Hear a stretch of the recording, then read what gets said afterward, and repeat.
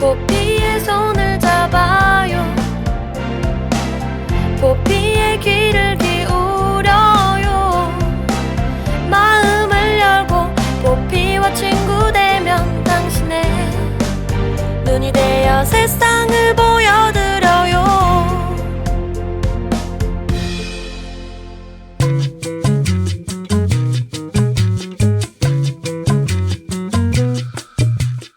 어린 시절에 살던 동네를 떠올려 보면 그 추억에서는 훈훈한 향기가 나는 것 같습니다. 그렇습니다. 학교 다니면서 아이들과 골목에서 놀던 기억, 또 친구네 집에 놀러가서 이불 뒤집어 쓰고 만화책 보던 기억들, 이런저런 추억이 숨어있는 곳이니까요.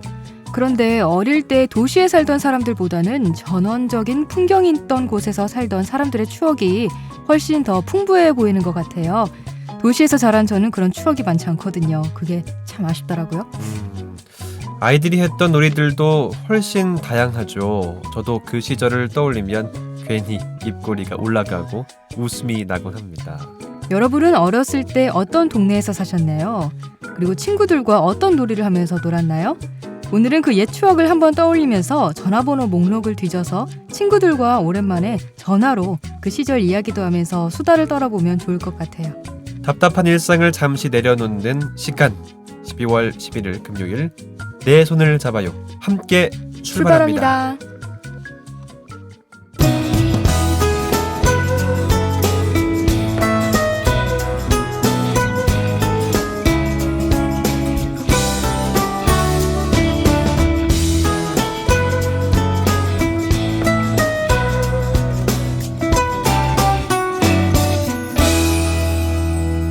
안녕하세요. 내 손을 잡아요 진행의 이창훈입니다. 안녕하세요. 홍옥희입니다. 한 주간 잘 보내셨습니까? 예. 잘 건강하게 지내야죠. 네, 저는 아프지 말고. 그러게 아프지 말고. 네, 그렇게.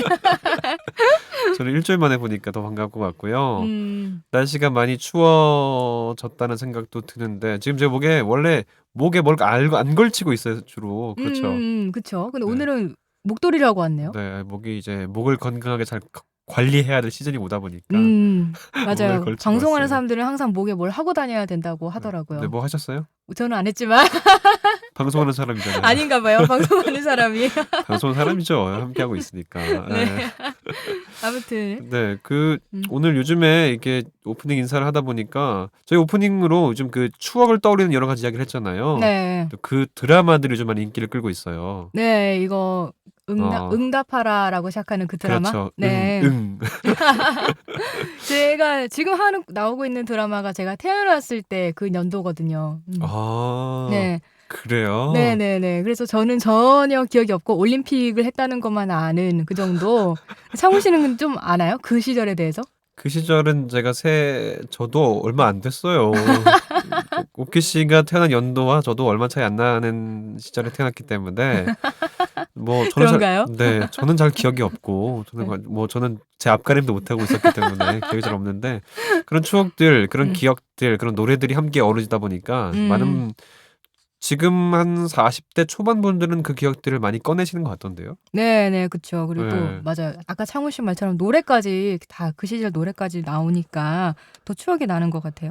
그래요. 그리고 그 드라마의 그냥 뭐랄까? 사람들이 되게 신기하게 봤던 장면이 있었는데 뭐예요? 그 여주인공인 혜리 씨가 음. 화장을 되게 과하게 해서 나온 사진이 있어요. 네네. 근데 80년대는 딱 그렇게 화장을 했거든요. 아, 그래요? 어떻게 알아요? 뭔가 이렇게 사진으로 많이 봤어요. 아, 미디어로. 사진으로? 예. 아. 제가 그때 태어났기 때문에 모르지만 막 아이섀도우를 새파란색으로. 와, 무섭게 하네요. 요즘은 잘 안 하는 그런 색. 그 음. 입술은 새빨갛게. 아. 네, 그런 식으로 이렇게 촌스럽게 했던 그 화장이 그 시절의 트레이드 마크였는데 아. 그것까지 딱 화장법까지 재현을 했더라고요. 촌스럽다는 게 조금 과하게 하는 부분이 좀 촌스럽다고 보는 부분이겠군요. 지금 맞죠? 시각에서 봤을 때 조금 촌스러운데 그때 당시에는 굉장히 예쁜 거였죠. 네. 시대가 달라지면 확실히 예전 게 굉장히 좀 달라 보이고 또 네. 촌스럽단 말까지 나오나 봅니다. 네네네. 또 그런 게 추억인 것 같아요. 그래요. 촌스러웠지만 뭔가 즐거웠다. 이런 거.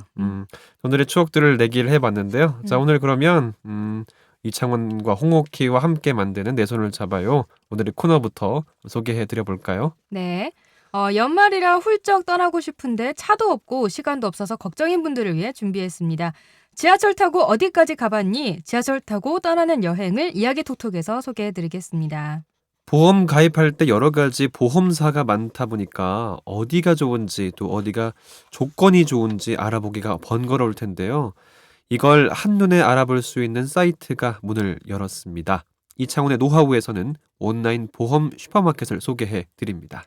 홍옥희의 그림 읽어주는 여자에서는 세계인이 사랑한 화가죠. 산드로 보티첼리의 비너스의 탄생에 대해 나눠보겠고요. 그리고 이국제의 정보톡톡에서는 기준금리에 대해 알아보겠습니다. 내 손을 잡아요에서는 여러분의 많은 참여를 기다리고 있습니다. 참여할 수 있는 방법은 다양합니다. 페이스북에서 KTV 인터넷 라디오를 검색하면 저희 페이지가 나오는데요. 그쪽으로 메시지 주시거나 진행자에게 메시지를 보내주시면 됩니다. 그리고 인터넷에서 포피 채널을 검색하면 블로그를 통해서도 참여가 가능합니다. 많이 참여해주세요. 핀테크는 이미 시작되었습니다. 결제, 송금, 은행 업무 등 우리는 예전보다 간편하고 빠르게 사용하고 있습니다. 새로운 방식으로 예금, 보험, 펀드, 편리한 생활을 누리고 있죠.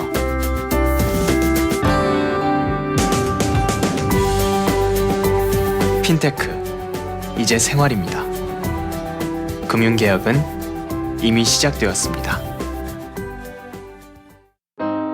수업하면 제가 하고 싶은 것도 할 수 있고 또 제 공간도 마련할 수 있을 줄 알았는데 제 뜻대로 되지 않더라고요. 제가 출근 시간이 2시간 정도 걸리는데요. 버스도 타고 지하철도 2번 정도 갈아타다 보니까 힘들죠. 야근도 많고 그래서 몸적으로나 정신적으로 힘들더라고요. 그래서 회사 주변으로 집을 알아보기 시작했어요. 하지만 사회초년생이었던 소연 씨에게 내 집 마련은 쉬운 일이 아니었죠. 부동산 시세를 알아보니까 제 월급에는 감당이 안 되겠더라고요. 어떡하나 하는 생각 중에 인터넷에 행복주택 공고를 보게 되었어요. 도심지에 위치해 편리한 대중교통과 최대 6년 동안 저렴한 월세로 거주가 가능해 기존 임대주택의 패러다임을 바꾼 행복주택. 생각보다 너무 좋더라고요. 깔끔하고 또 제 공간도 마련되는 것 같아서. 회사에서도 가깝고 월세도 저렴하니까 아끼는 시간과 돈으로 제 미래에 투자할 거예요. 앞으로 행복주택에 사는 삶이 기대돼요. 청춘의 꿈을 키워줄 행복 디딤돌 행복주택이 젊은이들의 꿈과 희망을 응원합니다.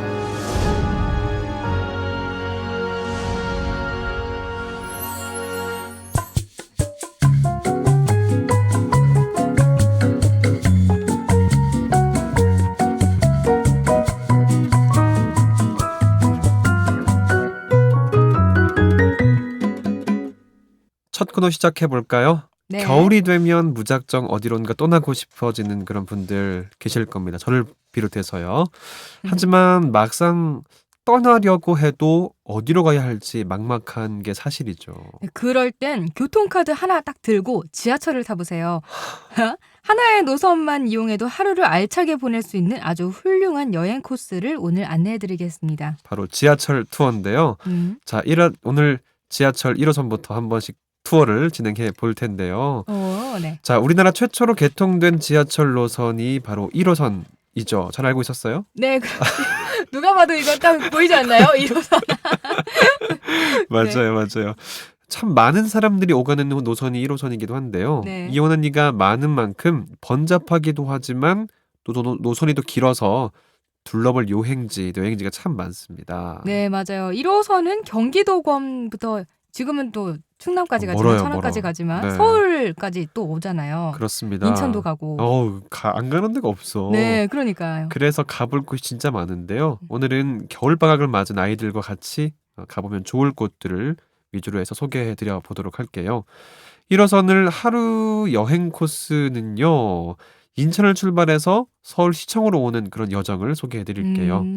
동인천역에 있는 수도국산 달동네 박물관을 둘러보시고요. 또 부계역 있죠. 부계역의 만화박물관, 또 온수역의 부천식물원과 생태공원을 거쳐서 서울시청역의 화폐금융박물관에서 도착하는 그런 겁니다. 야, 음. 이런 처음 알았어요, 전요. 그러게요. 역 이름은 되게 많이 알고 있는데 네. 이런 역에 이런 박물관도 있고 생태공원도 있고 이렇다는 건 처음 들어보는데요. 저도. 맞죠, 맞죠. 네. 전 특히 만화박물관은 한국 만화 역사를 한눈에 볼 수 있다고 하는데 다양한 전시는 물론이고 또 만화 관련해서 체험이 마련돼 있다고 해서 아이들한테 진짜 인기 만점이라고 합니다. 진짜 아이들이 진짜 좋아할 것 같은데 근데 네. 입장료도 왠지 쌀 것 같아요. 입장료요? 음. 10,000원이 넘지 않습니다. 야. 5,000원이라고 하는데 5,000원이면 요즘 밥 한 끼보다 싼 거죠. 네. 맞아요, 싸네.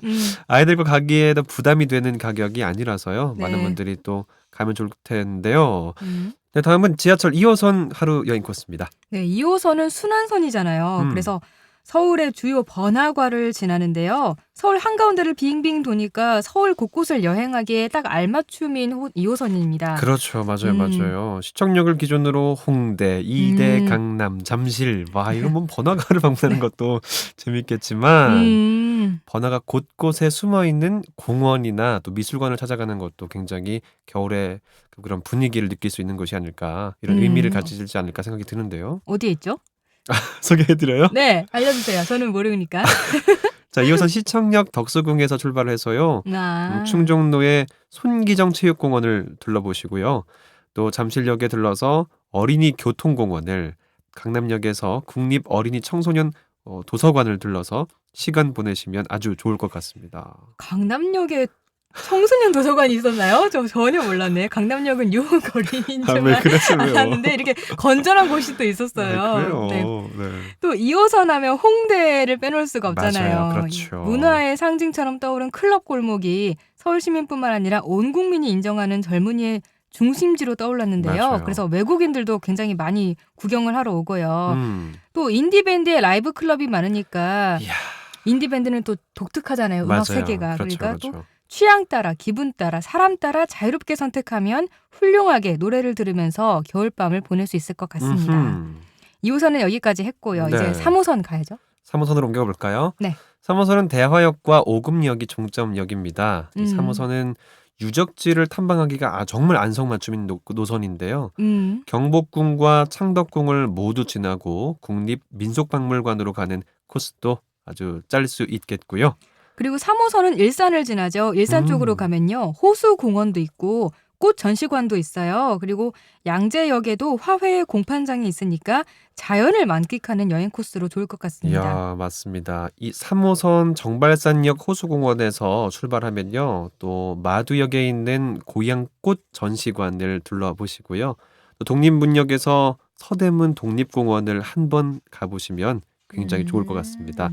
이 서대문 독립공원 독립문을 비롯해서 서대문 형무소 역사관이나 또 3.1운동 기념탑 같은 그런 문화유산이 있는 곳 있죠. 그런 네. 곳에 가셔서 교육 현장으로도 적격이라고 합니다. 네. 자, 그다음에는 경복궁역에서 경복궁과 국립민속박물관을 둘러보시고 충무로역의 남산 서울타워에 올라가서 서울을 한번 쭈악 내려다보시고 또 양재역 화훼공판장을 가셔서 알록달록한 꽃들도 구경하면서 기분 전환을 해보는 것도 굉장히 좋겠죠.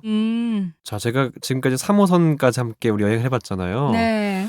옥기 씨, 저한테 이곳 좋다라고 추천해 줄 수 있는 곳 한번 좀 소개해 주시죠. 어디가 있을까요? 제가 예전에 우리 학교랑 가까운데 갈 만한 데가 어디 있을까 좀 조사를 해본 적이 있었어요. 아, 조사까지. 네. 저희 학교랑 가까운데 갈 만한 곳이 좀 몇 군데 있더라고요. 그 중에 하나가 잠깐만, 근데 학교랑 가깝다고 하니까 학교가 어딘지 모르잖아요, 사람들. 학교 밝혀도 되나? 그 네. 동작구에 있는 학교. 모학교였어요. 네, 동작구에 있는 모학교. 네. 그래서 가까운 데가 4호선의 동작역에 있는 동작역 하면 딱 떠오르는 곳이 있죠. 아, 국립현충원? 네, 그렇습니다. 아, 되게 의외로 네. 현충원이 그냥 가서 둘러보기에 굉장히 좋은 것이에요. 남들이 봤을 때 현충원은 굉장히 국립묘지가 있어서 네. 엄숙한 그리고 어떤 분이 이제 사망하시고 이제 그분 장지 매장할 때 가는 곳 이렇게만 알고 있잖아요. 그렇죠. 국가유공자들이 그렇죠. 묻히는 곳 네. 이렇게 해서 뭔가 뭐 묘소에 찾아갈 일이 엄숙하고, 있거나 예, 예. 묵념을 할 일이 있거나 이럴 때만 가는 곳이라고 생각하는데 현충원이 되게 서울 시민들이 잘 찾아올 수 있게 만들어 놓을 만큼 공원이 잘 되어 있어요. 아, 그래요? 그래서 막 여기서 막 엄청 떠들면 그것도 안 되겠지만 아예 안 되죠. 네. 네. 공원에서 산책한다는 기분으로 쭉 한번 둘러보면요. 여기가 굉장히 크기 때문에 네. 한 1시간 정도는 충분히 시간을 채울 수 있을 거라고 저는 아, 생각합니다. 저희가 지금 겨울에 가보고 싶은 얘기를 하는데 계절은 상관없나요? 여기도 다 사계절마다 매력이 다르겠지만 음. 저는 가을에 가봤었거든요. 아. 가을에 가면 역시 단풍이 정말 이렇게 흐드러지게 뭔가 흐드러지게 많다. 또, 네네. 나무가 많고 그리고 여기 안에 네. 호수도 약간 작은 호수라기보단 연못 같은 게 오. 있거든요. 그래서 그 단풍들이 물에 비치는 그런 아름다움 그런 것도 만끽할 수가 있고 네. 약간 그 뭔가 그런 분위기 때문에 사색을 즐기기엔 좋은 것 같아요. 그래도 뭐 사계절 다 가도 음. 나름대로의 매력이 있을 거다라는 말씀이신 거죠? 네, 그렇습니다. 그래요? 네. 하나만 더 소개해 주세요. 왜냐면 하나로 하기엔 뭔가 좀 아쉽네 듣기가. 네. 그렇죠. 네. 이 현충원이 뭔가 혼자 고독을 즐기기 좋은 곳이라면 여기는 뭔가 좀 더 젊음이 느껴지는 곳이기 때문에 젊음이요? 네, 젊음이 느껴지는 곳. 네. 그래서 연인끼리 가면 좋을 곳을 하나 더 소개해 드리려고요. 잠깐만요. 연인끼리. 젊음이 느껴지고 연인끼리 가면 좋을 곳. 네. 알아둬야겠죠? 네, 창훈 씨가 많이 알아둬야 이런 거 나중에 예쁨을 맞아요. 받으니까. 바로 네. 대학로예요. 아. 대학로는 4호선 해화역 가면 있죠. 네. 해화역에 내리면 됩니까? 네, 해화역에 내리셔서 네. 좀 많이 근데 걸어야 돼요. 괜찮아요. 젊음은 튼튼하니까요. 그렇죠. 튼튼한 두 다리로 높이 올라가면 볼 수 있는 게 낙산공원이라고 있거든요. 낙산공원. 네, 마로니에 공원을 지나서 가면 낙산공원이라고 있는데요. 여기는 그 서울의 엄청난 경치를 볼 수 있는 그런 곳이에요. 그래서 낮에 가도 예쁘지만 밤에 보면 특히 더 아름다운 그런 곳이죠. 밤에 보면 아름다운 곳이다. 네, 그런데 여기에 가려면 한참을 오르막길을 올라가야 되는데 그 오르막길 올라가고 나서 이제 공원 입구에 왔다 이제 다 끝인가라고 싶을 때 계단을 또 올라가야 돼요. 서울의 야경을 보기가 이렇게 힘듭니다.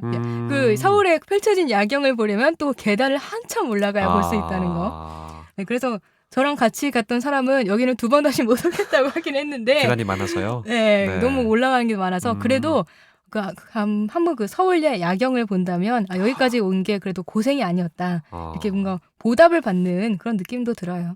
그것도 참 좋은 것 같아요. 갑자기 생각났는데 그 2호선, 6호선 합정역에 내리면 한강이 쫙 펼쳐져 있는 곳들 있잖아요. 그런가요? 네, 한강 그 6호선은 뭐 당산역 그 합정역으로 쭉 가다 보면 그 이제 그 한강들을 쭉 볼 수 있는데 그쵸. 거기 주로 이제 자동차를 타고 가가지고 내려서 한강 쪽을 쭉 같이 걸어 다녔던 한강변을 그런 또 기억도 나네요. 갑자기 머릿속에 그런 게 거기 선유도 공원 있는데 거기 가신 거예요? 선유도 공원 쪽으로 갔었죠. 거기도 되게 공원이 잘 되어 있어요. 선유도역이었군요. 그럼 제가 말했던 부분이 네. 그 근처에서 어쨌든 함께 거닐었던 기억도 나고요.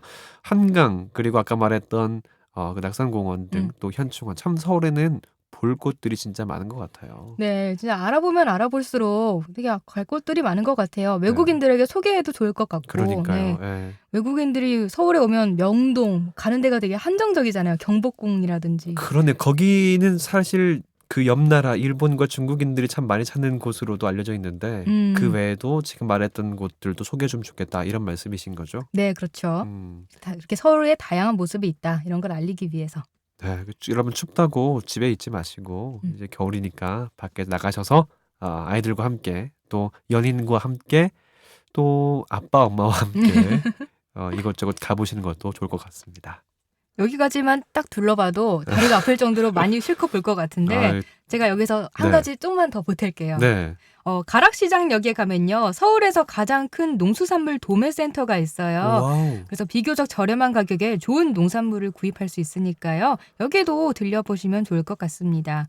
겨울에 시장 풍경이 또 다른 매력이 있으니까요. 맞아요. 그럴 것 같네요. 진짜 많이 돌아봤는데 이번엔 도심을 벗어나서 산을 가고 싶은 분들을 위해 추천해드릴 부분이 있습니다. 네. 서울에 있는 대부분의 산은 지하철역하고 무척 좀 가까운 거리에 위치해 있는 곳들이 많잖아요. 네. 특히 7호선 장암역에서 출발하는 어디죠?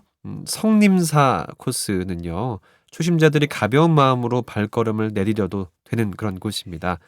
그런가요? 코스가 맞아요. 험하지도 않고 그렇다 보니까 음. 성림사 계곡을 옆에 낀 채로 느긋하게 올라가다 보면 이 수락폭포를 지나 서울 산자락의 아름다운 풍경을 볼 수 있는 그런 전망대가 나타나거든요. 정말 초보자들이 잘 이렇게 할 수 있을 것 같아요. 그렇겠죠? 크게 부담 안 가지고. 맞아요, 맞아요. 또 수락산 서쪽 맞은편에는 서울의 또 다른 명산인 도봉산이 있습니다. 도봉산역 1호선 7호선이 서거든요. 1호선 음. 7호선이 쓰는 도봉산역도 수락산역하고 마찬가지로 등산객들이 즐겨 찾는 그런 곳이기도 합니다. 음. 도봉산은 아름다운 암벽이 많아서 일반 등산객 외에도 암벽 등반가들도 즐겨 찾는데요. 조선시대 선비들이 휴양을 즐겼다는 이 도봉 계곡 그리고 조광조의 위패를 봉안한 도봉 서원 등 정말 무려 60여 개의 사찰이 있어서 역사적인 숨결도 느낄 수도 있습니다. 네.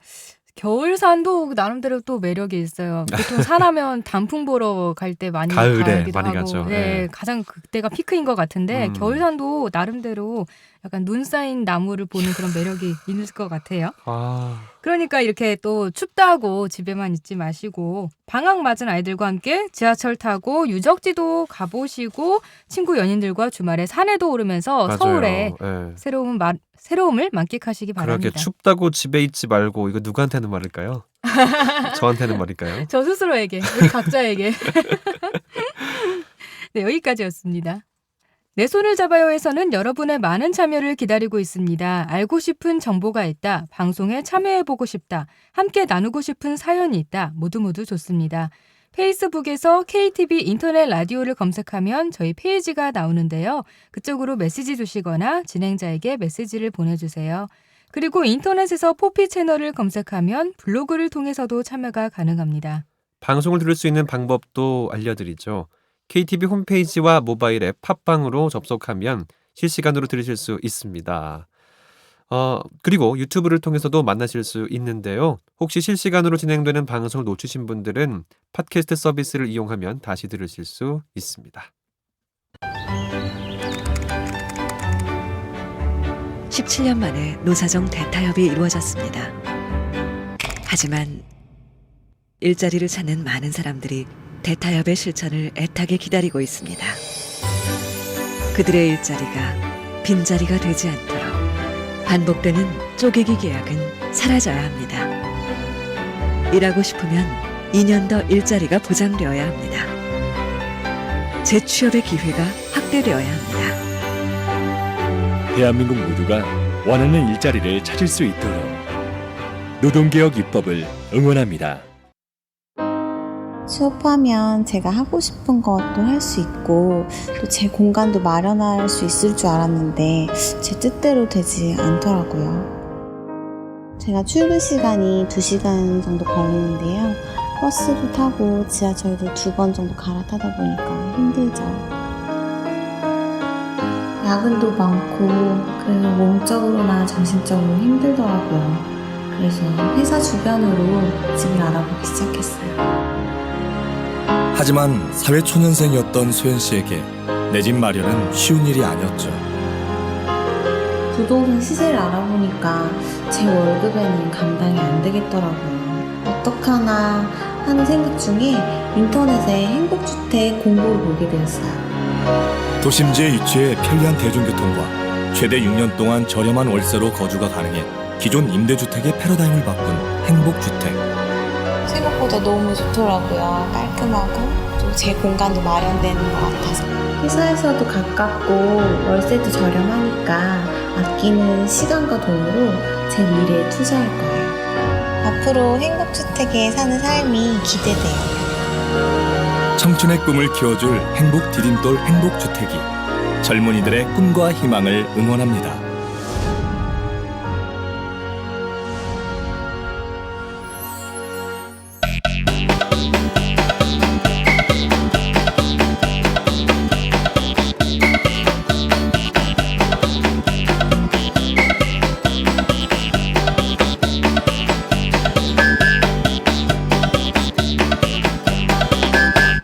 여러분은 지금 KTV 호피 채널 내 손을 잡아요를 듣고 계십니다. 이번 시간은 이창훈의 노하우입니다. 오늘은 어떤 노하우를 이창훈 씨가 준비해 오셨을까요? 궁금하시죠? 네.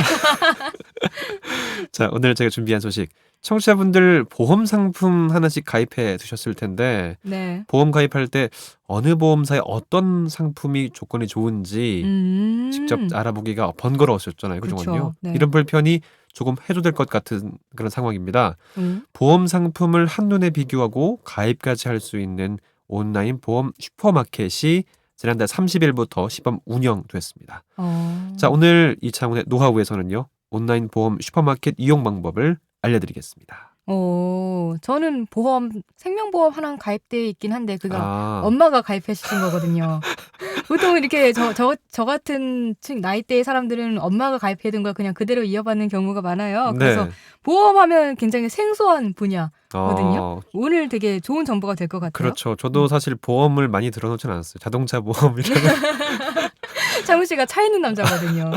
그리고 뭐 이제 모아저축 보험 같은 그런 형태의 보험만 들어놨는데 저도 이걸 살펴보면서 와, 이렇게 돼 있구나라는 것도 알게 됐습니다. 그래서 저나 또 오키 씨 같은 분들 또 보험에 좀 관심이 있는데 어떻게 해야 할지 정말 갸웃하신 분들을 위해서 준비한 이야기입니다. 자, 온라인 보험 슈퍼마켓은 생명보험협회와 손해보험협회가 공동으로 운영하는 보험 다모아 사이트입니다. 다시 말해서 여러 가지 보험 상품을 인터넷에서 한눈에 비교해 보고요. 가입할 수 있는 웹사이트를 온라인 보험 슈퍼마켓이라고 하는데 같은데요. 보험이 근데 굉장히 상품이 많잖아요. 회사가 많은 만큼 상품도 굉장히 많은데 그 상품들이 다 올라와 있는 건가요? 엄청 많죠. 상품을 보면요. 217개 상품이라고 하거든요. 와. 많죠. 그러니까 생명보험사 20곳, 손해보험사 13곳이 참여해서 취급 상품 종류는 6종류인데 예를 들어서 자동차 보험, 실손 의료 보험, 여행자 보험, 또 연금 보험, 저축성 보험, 보장성 보험 이렇게 6종류로 구분을 해서요. 상품을 게시하고 있습니다. 정말 엄청 많네요. 이거 하루에 다 못 볼 것 같은데. 다 못 정말 보죠. 딱 네. 필요한 부분만 자기한테 필요한 부분만 봐야 될 것 같은데. 음. 좀 어려운 게 대표적으로 자동차 보험 있잖아요. 차가 있는 분들은 1년에 한 번씩 갱신을 해야 되는데 이 갱신할 때마다 조금 더 싼 데를 찾아보려고 해도 어디가 싸고 어디가 좋은지 이 수많은 상품들 중에서 어떻게 알아볼 수 있을까요? 정말 저도 항상 어려운 부분이 1년마다 어떻게 해야 되는지 네. 그렇게 저도 한번 어떻게 해야 될지 살펴보려고 하는데 자, 보험 슈퍼마켓이 문을 열면서 1년 단위로 재가입하는 자동차 보험을 중심으로 해서요. 업계 경쟁이 더욱 치열해질 것으로 보이는데요. 자동차 보험 같은 경우에는 본인의 나이 그리고 차 크기 그리고 중형인지 대형인지 누가 운전하는지 이렇게 정도만 적어 넣으면 한 11개 자동차 보험 회사 중에서 어디가 싼지 또 한 번에 쭉 일렬로 나열이 됩니다. 그 많은 보험 중에 자기한테 맞는 그런 항목들을 적어 넣으면 그렇죠. 이렇게 맞춤 형식으로 상품을 보여준다는 거군요. 맞아요. 카테고리로 쭉쭉 해서 입력해 놓으면 된다는 말인데요. 자, 연금보험 소개해드릴까요? 연금보험이랑 그리고 적금 같은 저축성 보험 또 그다음에 그 병이 걸렸을 때 보험금 내주는 일반 보장성 보험 이렇게 해서 한 6가지 보험을 비교를 해볼 수가 있겠는데요. 이런 부분은 이렇게 되면 소비자들이 같은 조건이면 저렴한 보험을 선택하기가 쉬워지잖아요. 네네. 그래서 보험사들 경쟁이 굉장히 심해질 것으로 보입니다. 그러게요. 예를 한번 들어볼까요? 예를 들어서 가장 경쟁이 심한 자동차 보험 같은 경우에는 온라인용으로 특별한 상품을 따로 준비하는 보험사들이 있다고 합니다. 이럴 때는 진짜 정보를 많이 아는 사람들이 더 훨씬 싸게 할 수 있겠네요. 그럼요. 그렇죠. 이 자동차 보험 같은 경우는 되게 그 영업 전화 같은 거 많이 오잖아요. 많이 특히 오죠. 그래서 네. 그런 전화 같은 거 오면 뭐 대부분은 끊으시지만 또 가끔은 진짜 보험 필요하신 분들은 전화 상담을 통해 가입하시는 분들도 있고요. 네. 뭐 아니면 뭐 광고를 보고 한다거나 아니면 직접 창구에 찾아가서 상담을 통해 한다거나 뭐 이런 게 되게 일반적인데 그렇죠. 온라인으로 하면 또 특별히 따로 상품을 준비하는 보험사도 있다고 그러고 가격 경쟁력도 있는 것 같고 또 아니면 뭐 다른 서비스가 있는지 아니면 또 어떤 장점이 있는지 뭐 이런 것도 궁금한데요. 맞아요. 온라인으로 했을 때. 저도 궁금합니다. 근데 뭐 가격 경쟁력에 대한 문제가 있겠죠. 가격 경쟁력은 지금 조금 현재 당장은 뭐 사실 말하기 어려워요. 왜냐하면 좀 시간을 두고 비교해 볼 필요가 있을 것 같고요. 예를 들면 그 동일한 보장을 받기 위해서 온라인 슈퍼마켓의 상품이 얼마나 저렴한지 또 한눈에 알기 쉽게 제시하면 참 좋을 텐데 아직은 좀 그런 부분들이 조금 비교할 수가 없겠죠. 좀 네, 시간이 얼마 네, 안 네, 돼서요. 네. 그래서 네. 보험사별 가격 경쟁도 어느 정도 시간이 좀 경과돼야 지금 좀 말씀드릴 수 있는 것 같고요. 지금 말씀하신 당초 의도 가격 경쟁으로 이어질지 또 그런 인하 효과가 있을지는 좀 더 두고 지켜봐야 할 것 같습니다. 근데 옛날에 이런 말이 있잖아요. 네. 싸움은 말리고 흥정은 붙여야 된다. 이런 식으로. 그러니까 경쟁사끼리 서로 막 경쟁을 하다 보면 가격이 왠지 싸질 것 같고 소비자에게는 좋을 것 같아요. 맞아요. 가장 중요한 건 지켜봐야죠.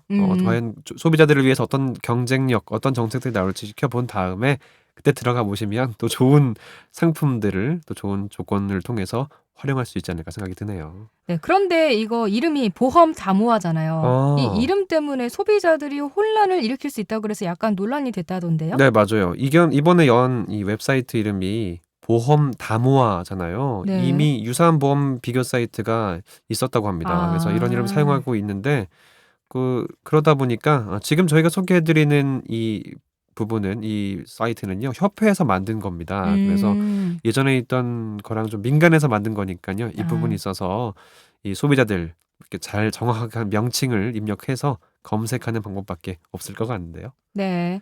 그 시행 초기부터 완벽하면 좋겠지만 더 정교하게 비교의 변수를 더 넓혀서 소비자들이 실질적으로 이해도 하고 비교도 할 수 있게끔 하는 노력이 필요하다고 생각되네요.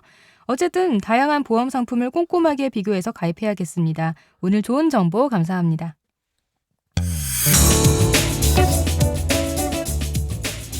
내 손을 잡아요에서는 여러분의 많은 참여를 기다리고 있습니다. 알고 싶은 정보가 있다, 방송에 참여해보고 싶다, 함께 나누고 싶은 사연이 있다, 모두 좋습니다.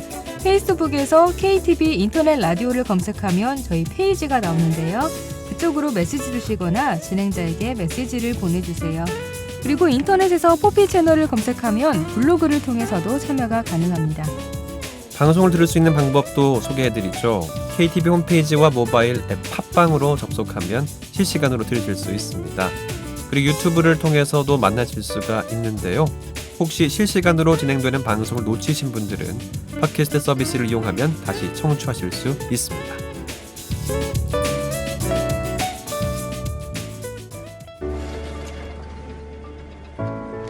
도대체 언제 할 거야? 이제 빨리 하고 보고 드리겠습니다. 아니, 퇴근 언제 할 거냐고? 근로시간이 줄어듭니다. 나 회사 관두게 됐어. 그럼 다음 달 생활비는? 실업급여 받으면서 천천히 찾아보자, 여보. 실업급여가 늘어납니다. 최 씨, 오늘이 마지막 출근이에요. 내일부터 정규직으로 출근해요. 정규직 전환이 쉬워집니다. 노동개혁으로 대한민국이 새 출근합니다. 우리 아이들과의 약속. 우리 아이들은 어떤 미래에 살게 될까요? 어떤 나라를 물려줘야 할까요? 우리는 약속합니다. 4대 개혁은 우리 사회를 건강하게 만들고 새로운 미래를 열어가기 위해 더 이상 미룰 수 없는 과제입니다. 우리는 약속합니다. 전국 17개 지역에서 문을 연 창조경제혁신센터는 전국적으로 창업과 도전 의식을 높이고 각 지역의 창의와 혁신의 거점으로 자리 잡아가고 있습니다. 우리는 약속합니다. 세계 최초로 원조를 받던 나라에서 원조를 주는 나라가 된 자랑스러운 나라입니다. 우리 아이들의 미래를 위해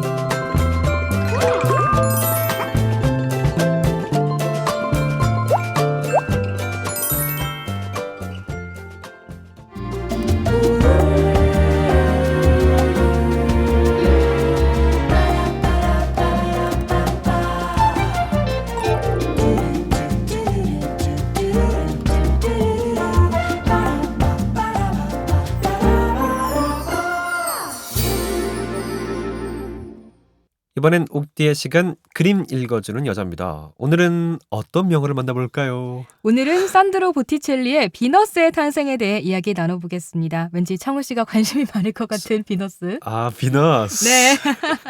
뭔지 아시죠, 비너스? 알죠. 여신. 네. 사랑과 네. 미의 여신이죠. 아름다운. 네. 그래서 관심 많을 것 같아요, 창우 씨가. 네, 한 언론사가 구글과 함께 한국인이 가장 사랑하는 미술 작품을 조사해봤더니 1위가 뭐였는지 아세요? 1위요? 사실 뭐 작품은 잘 모르겠고 그냥 뭐 그 작가 한번 맞춰볼까요? 고흐 아닌가요? 되게 뭔가 발음도 약간 뭔가 독일식처럼 발음하신 것 같은데? 고흐. 네, 맞아요. 고흐 정말 누구나 아는 유명한 화가죠. 네. 작품까지 맞췄으면 더 좋았을 것 같은데 아, 일단 어려워요. 작가는 맞았어요. 네. 고흐의 별이 빛나는 밤이었어요. 별이 빛나는 밤에 말고요. 밤에가 아니라 밤입니다. 네. 밤. 네. 착각하시면 안 되고 이건 제가 이전에 그림 해설로 설명해 드린 적이 있었어요. 네. 그래서 오늘은 2위인 그림을 한번 만나보려고 해요. 1위 말고 2위요. 네, 1위는 했기 때문에 오늘은 2위까지. 네. 그래서 아까 2위가 말씀드렸듯이 비너스의 탄생입니다. 이 그림이 왜 2위인지는 제가 계속 이렇게 설명을 하다 보면 왠지 느낌이 오실 것 같아요. 그래요. 어떤 그림인지 어떤 느낌인지 궁금하긴 하거든요. 네, 이 그림은요, 1485년경에 그려졌어요. 근데 옛날에는 화가들이 그림을 거의 종교화로 많이 그렸잖아요. 뭐 아기 예수라든지 성모 마리아라든지 그런 종교에 대한 얽힌 이야기들을 그림으로 그릴 때가 많았어요. 왜냐하면 주로 그림을 주문한 사람들이 교회나 성직자들이었기 때문에. 그래서 이렇게 엄숙한 종교화가 대다수의 예술 작품을 차지하고 있었기 때문에요. 신화를 주제로 한 여인의 누드 작품은 당시에 엄청나게 파격적인 작품이었습니다. 그런데 이 비너스의 탄생은요. 비너스가 누드인데도 불구하고 그림에서 풍겨지는 우아하고 아름다운 분위기 때문에 르네상스 시대의 시작을 알렸고요. 점차 기독교적 세계관에서 사람들이 벗어나는 계기가 됐습니다. 기독교뿐만 아니라 이제 사람 중심으로 가보자라고 하는 게 바로 르네상스 시대니까요.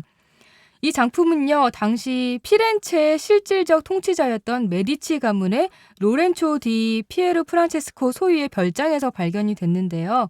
그래서 이 메디치 가문의 주문을 받고 이 그림을 그려진 거 아니냐 이런 설이 있습니다. 그래요? 네. 진짜 이 얘기 비너스의 탄생이라는 작품에 대해서 지금 잠깐 얘기해 주셨는데 어떻게 만들어졌을지 어떤 그림이 정말 궁금하거든요. 그럼 지금부터 그림 설명 시작해 볼까요? 이 그림의 주인공인 비너스의 탄생 신화는 이렇습니다. 하늘의 신 우라노스가 자꾸 자기 자식들을 죽이자 부인인 대지의 신 가이아는 아들인 크로노스에게 복수해달라고 합니다. 이에 크로노스는 우라노스를 거세했는데 생식기가 바다에 떨어진 자리에 물거품이 일어나면서 그 자리에 태어난 것이 비너스입니다. 바다 한가운데서 태어난 비너스는 조개 껍데기를 타고 키프로스 섬 해안에 다다르는데요. 해안에 다다른 비너스의 모습을 그린 게 바로 비너스의 탄생입니다. 먼저 가장 가운데에 있는 커다란 조개 껍질을 타고 서 있는 여인이 비너스입니다. 보티첼리는 비너스를 무려 10등신으로 만들었고 목이 길고 어깨를 축 처지게 그렸습니다. 인체를 사실대로 그리기보다는 느낌에 따라 그리면서 아름다움을 강조한 보티첼리의 방식입니다. 한오락이 걸치지 않은 비너스는 무릎까지 오는 긴 금발머리를 하나로 묶었는데요. 자신의 왼손과 머리카락으로 음부를 가렸고 오른손으로는 가슴을 가렸습니다. 이 자세는 순결하고 정숙한 비너스를 뜻합니다. 갓 태어난 비너스는 꿈속에 잠겨있다가 방금 깨어난 듯한 몽롱한 표정과 나체를 감추려는 은근한 자세 등으로 신비로운 미의 여신 분위기를 풍깁니다. 그림 왼쪽에는 비너스가 탄 조개 껍데기를 해안 쪽으로 밀려보낸 서풍의 신 제피로스가 날고 있습니다. 이탈리아에 서풍이 분다는 것은 봄이 오는 것을 뜻합니다. 피렌체와 메디치 가문의 앞날에도 봄처럼 아름답기를 원하는 마음으로 서풍의 신을 그려놓은 것 같습니다. 날개를 어깨에 달고 기다란 천으로 중요 부분을 가린 제피로스는 두 볼이 빵빵해질 정도로 힘껏 바람을 불어 조개 껍데기를 밀고 있습니다. 제피로스에게 안겨있는 여자는 그의 연인이자 꽃의 요정인 클로리스입니다. 그래서 두 사람 주위에는 수많은 꽃송이들이 흩날리고 있습니다. 그림 오른쪽에는 비너스에게 옷을 입혀주기 위해 망토를 들고 기다리는 계절의 여신 호라이가 있습니다. 서둘러 걸쳐주려는 듯 망토를 양손에 들고 펼치면서 비너스가 해안에 발을 딛기를 기다리고 있습니다. 망토는 붉은 빛에 작은 꽃송이들이 수놓아져 있어서 굉장히 예쁘고 아름답습니다. 호라이 또한 흰 드레스에 꽃송이가 수놓아진 옷을 입어서 아름답게 표현했습니다. 보티첼리는 그림을 아름답게 그리기 위해 꽃을 많이 사용한 화가로 꼽힙니다. 호라이의 목에 걸려있는 월계관과 호라이 뒤에 있는 오렌지 나무는 이 그림의 주문자라고 알려져 있는 메디치 가문의 상징입니다. 비너스의 탄생은 보티첼리 특유의 부드러운 곡선과 섬세함 세부 묘사, 그리고 우아하고 기품 있는 여성상을 잘 보여주고 있는 작품인데요. 그래서 보티첼리의 최고 작품 중 하나로 손꼽히고 있습니다. 또한 사랑과 미의 여신 비너스를 누구보다 아름답게 표현했기 때문에 지금까지도 큰 사랑을 받고 있는 작품이 아닌가 합니다.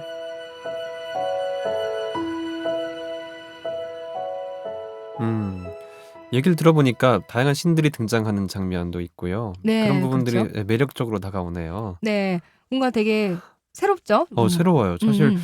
저는 이런 뭐 그림 읽어주는 그림을 직접 보지를 못하기 때문에 음. 얘기를 들으면 그림에서 형상된 어떤 신의 존재 모습, 신의 그 모습이 어떻게 그려질까에 대해서 많이 궁금했었는데 역시 설명을 들으니까 어느 정도는 윤곽을 좀 알 수 있는 것 같아요. 네, 그리고 되게 정말 아름답게 그렸기 때문에 사람들이 이 그림을 보고도 여자의 누드인데도 되게 뭔가 외설스럽다고 느끼지 않고 예쁘다고 생각을 하게 된 거죠. 그러게요. 그게 바로 이 화가의 능력인 것 같아요.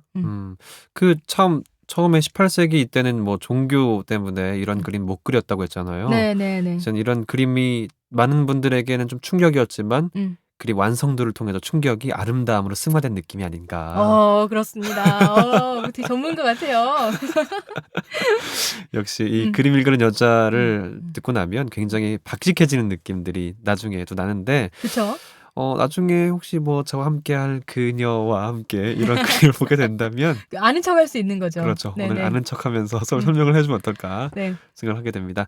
청취자 여러분도 듣고 싶은 작품이 있으시면요. 페이스북 KTV 인터넷 라디오 페이지 또 저희 블로그에 남겨주시면 되니까요. 언제든지 그림 읽어주는 여자 문을 두드려 주십시오.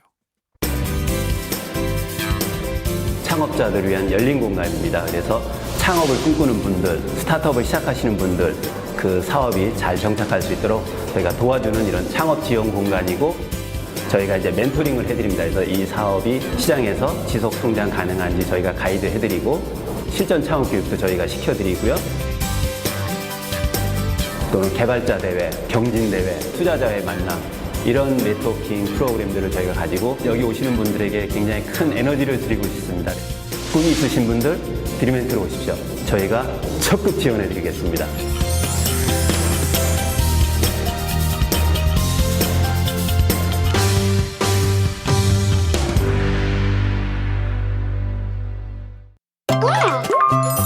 우리 아이들과의 약속. 우리 아이들은 어떤 미래에 살게 될까요? 어떤 나라를 물려줘야 할까요? 우리는 약속합니다. 4대 개혁은 우리 사회를 건강하게 만들고 새로운 미래를 열어가기 위해 더 이상 미룰 수 없는 과제입니다. 우리는 약속합니다. 전국 17개 지역에서 문을 연 창조경제혁신센터는 전국적으로 창업과 도전 의식을 높이고 각 지역의 창의와 혁신의 거점으로 자리 잡아가고 있습니다. 우리는 약속합니다. 세계 최초로 원조를 받던 나라에서 원조를 주는 나라가 된 자랑스러운 나라입니다. 우리 아이들의 미래를 위해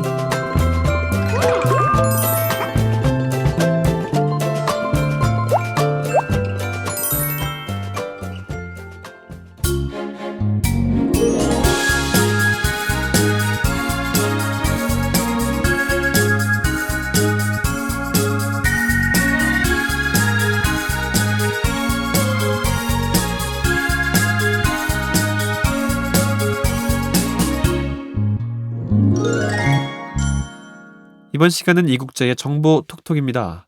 자, 생활 속 유용한 정보에 대해서 소개를 해드리고 있는데요. 네, 경제 뉴스를 보면 종종 발견할 수 있는 용어죠. 기준금리에 대해 알아보겠습니다. 기준금리는 시장 경제는 물론 가계에도 직접적으로 큰 영향을 미치게 되는데요. 기준금리가 수시로 변동되는 이유는 무엇인지, 그리고 기준금리의 변동에 따라 시장에 어떤 영향을 미치는지 지금부터 이국제의 정보톡톡에서 알아보도록 하겠습니다.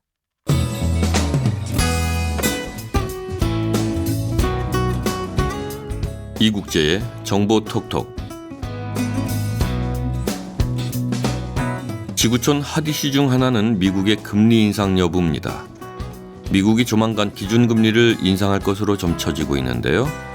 그래서 오늘은 경제를 쥐락펴락하는 기준금리에 대해서 알기 쉽게 정리해드리겠습니다. 우선 금리라는 것은 쉽게 얘기하면 이자율을 말하는 겁니다. 돈을 빌려서 사용한 것에 대한 대가가 바로 금리이죠. 그렇다면 기준금리란 뭘까요? 한국은행에서 시중은행들에게 돈을 빌려줄 때 적용하는 금리를 말하는 겁니다. 그렇다면 왜 기준금리라고 부르는 것일까요? 시중은행이 외부에 돈을 빌려줄 때 결국은 한국은행에서 적용하는 금리에 의해서 대출금리를 결정하게 되기 때문에 이 금리를 기준금리라고 부르는 겁니다. 일반적으로 기준금리가 오르면 다른 여러 가지 금리들도 오르고 기준금리가 내리면 다른 여러 가지 금리들도 내립니다. 같은 방향으로 움직인다는 거죠. 뉴스에서 한국은행 기준금리 1.5% 동결 이렇게 발표했다면 한국은행이 저번에 설정한 기준금리 1.5%에서 기준금리를 더 내리거나 올리거나 하지 않고 동결했다는 뜻입니다. 기준금리는 중앙은행이 일반은행과 거래할 때의 금리입니다. 기준금리는 시중 일반금리의 기준이 되고 기준금리의 변동은 통화정책의 핵심이 되기도 합니다. 기준금리가 높아지면 일반은행은 이자 부담 때문에 중앙은행에서 빌리는 금액을 줄이게 되는데요. 대신 영업이익을 확보하기 위해서 개인이나 기업에 대한 대출금리를 높이죠. 시중금리가 높아지는 겁니다. 시중금리가 오르면 기업과 개인 역시 대출을 줄이게 되는데요. 이 때문에 투자나 소비가 줄어들게 되죠. 반대로 기준금리가 내려가면 반대 현상이 나타납니다. 일반은행이 중앙은행에서 부담 없이 대출을 받을 수 있게 되고 기업과 개인을 대상으로 하는 대출금리는 낮추게 되는 거죠. 이렇게 시중금리가 낮아지면 기업과 개인도 쉽게 돈을 빌릴 수 있게 되고 투자나 소비를 늘릴 수 있는 여유가 생깁니다. 경제가 활성화되는 겁니다. 하지만 이게 무조건 좋지는 않습니다. 시중에 돈이 너무 많이 풀리면 물가가 올라서 인플레이션이 발생할 수 있거든요. 이때는 또 기준금리를 올려서 금융시장을 통제할 필요가 생기는 겁니다. 이처럼 기준금리는 경제 전반에 광범위한 영향을 미치는 아주 중요한 정책 수단입니다. 자, 그러면 처음에 얘기한 대로 조만간 미국이 기준금리를 올릴 것으로 보이는데 미국의 기준금리가 오르면 우리나라에도 타격이 온다는 말은 왜 나올까요? 세계에 있는 수많은 투자자들은 어떻게 하면 좀 더 수익이 높은 금융상품에 투자할 수 있을까를 항상 고민합니다. 투자 수익을 결정하는 건 바로 금리, 이자율입니다. 금리가 높다는 것은 어떤 금융상품에 투자했을 때 더 많은 이자를 받느냐는 뜻이니까요. 가장 기본적인 금융상품인 보통예금만 보더라도 알 수 있습니다. 더 높은 이자를 주는 은행에 저축하는 것이 이득이잖아요. 투자자들은 두 가지 옵션을 가지고 있습니다. 미국에 투자할 것인가 혹은 한국에 투자할 것인가. 간단히 말해서 미국에 저금할 것인가 또는 한국에 저금할 것인가. 한국의 금리가 동결된 상태에서 미국의 금리가 상승하면 미국 금융상품의 투자 수익이 커질 것이므로, 즉 미국에 있는 은행에 저금하면 더 많은 이자를 얻을 것이므로 세계 투자자들은 미국에 투자하는 것을 더 선호하게 되고 한국에 투자하는 것은 꺼려하게 됩니다. 그러면 결과적으로 돈은 미국으로 몰리고 한국에 투자돼 있던 돈은 유출될 가능성이 커지는 겁니다. 따라서 미국의 기준금리가 오르면 우리나라의 기준금리도 결국은 오를 가능성이 커진다는 거죠. 네, 오늘 말씀드린 내용은 친절한 경제에서 발췌했습니다.